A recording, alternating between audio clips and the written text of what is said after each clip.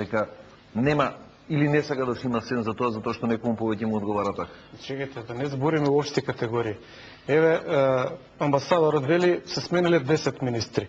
Претходниот министер Митрева, за жал втор пат ќе кажам што не е тука денеска, не беше 10 месеци министер, беше 48 месеци.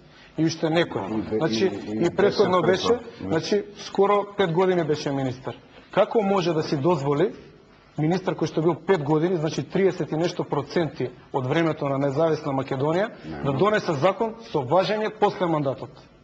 Немојте да влегуваме во расправи све ни е добро, све ни е фино. Доаѓа време кога мора се преиспита зашто работите не функционираат. Работите не функционираат и ни одат надолу.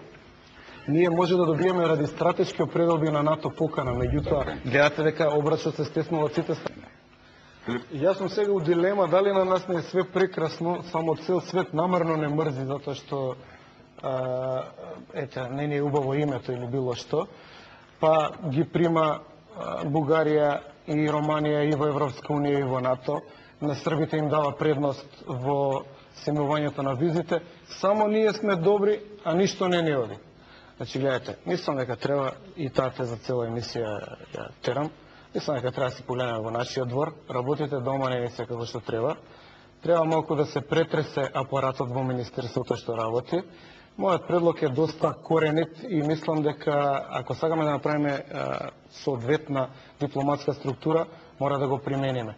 Треба да се примени мерит системот. Да видиме сите што се вработени во МНР, дали се за МНР или можеби некој од нив треба да оди во Министерството за земјоделие. Значи карикирам, Министерството за земјоделие го употребувам, може било кое друго министерство да се употреби и имам поента. Внатре во Министерството апаратот најмалку 50% не е соодветен на потребите на македонската дипломатија. Резултатите се видливи. Може би делувам како човек кој што едноставно жестоко ги соопштува ставовите, меѓутоа реалноста ме подкрепува. Ние немаме никаков резултат 17 години.